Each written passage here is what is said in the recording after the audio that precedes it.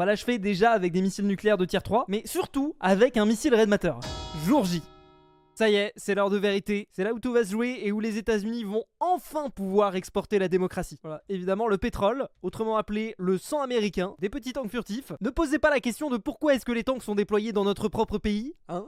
On a une petite piste de décollage pour nos F-35, comme ça on pourra voler les contrats aux Français. Je suis Joe Biden.